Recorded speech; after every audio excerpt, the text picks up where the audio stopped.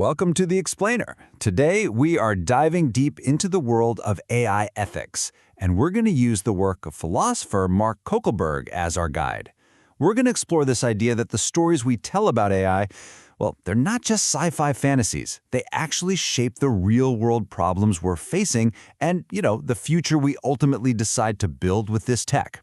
All right, let's get into it. So right out of the gate, Kokelberg hits us with this really powerful idea. Think about all the stories about AI, in movies, books, even the news.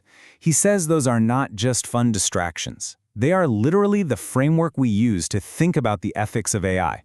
These stories build our hopes, they shape our fears, and they even dictate the kinds of questions we think to ask. So yeah, let's start right there, with those big, powerful stories that just completely dominate how we all think about artificial intelligence. And what you see, almost immediately, are these two extremes.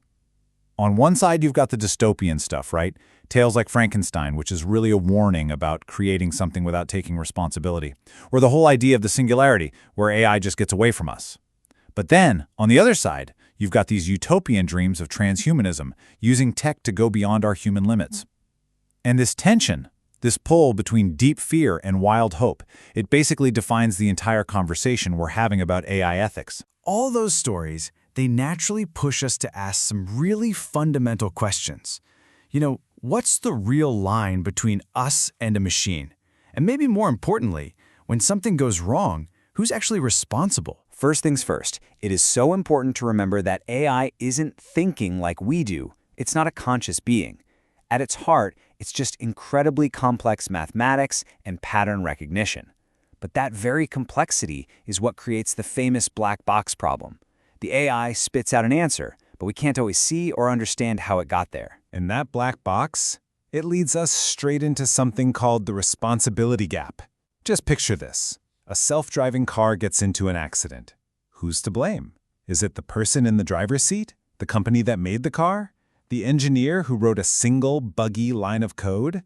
When you can't point the finger at any one person, you're left with this huge ethical hole. And this is the real takeaway here.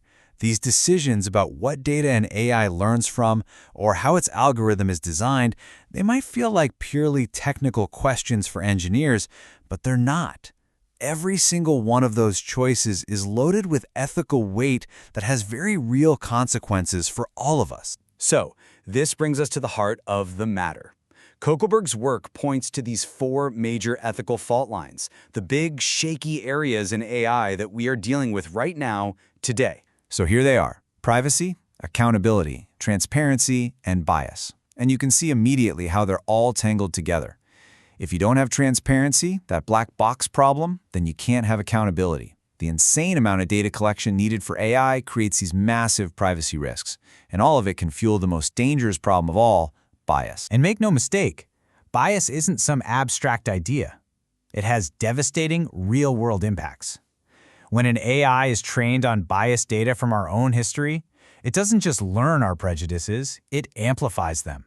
It can lead to qualified people being rejected for jobs, families being denied loans, or, even worse, people being wrongly identified by facial recognition, which just reinforces the inequalities that are already out there. And this is precisely why it's so hard to solve. As Kokelberg says, you can't just find a technical fix for fairness. It's not about writing better code. It's a constant, ongoing ethical fight to look at our own biases and to demand justice from the systems we create. Okay, so we've laid out a lot of problems. What about solutions? Let's make a pivot here and move from the challenges to how we can actually proactively build a better kind of AI. The way forward really seems to be this fundamental shift in thinking. It's an approach called ethical by design. The idea is, instead of building a system and then trying to patch up the ethical problems later, you build our values, things like fairness and transparency, directly into the technology right from the very start. So how do we actually do that? Well, Kokelberg outlines a sort of three-part strategy for governing AI. First, you need principles. We have to agree on the high-level values we want. Second, you need a process, the practical stuff like review boards and audits to make sure we're sticking to the principles. And third, you need consciousness raising, which means educating everybody, from the people writing the code to the general public, about what's at stake. And that brings us to the final, biggest question. What is the ultimate goal here? What's the point of AI ethics? The answer can't just be about avoiding bad things from happening. It's got to be about aiming for something much, much bigger. This, right here, is such a powerful call to action. Kogelberg is challenging us to get out of this defensive crouch of just trying to prevent risks. He argues we should be ambitious. We should actively use this incredible technology to build a better, more just world, to actually design AI that helps all of society flourish. You know, when you boil it all down, artificial intelligence is a mirror. It just reflects our own values, our biases, and our priorities right back at us. So the most important question we have to ask ourselves is this: when we build this mirror and we hold it up to our society, what do we want it to show us? That's the challenge for every single one of us.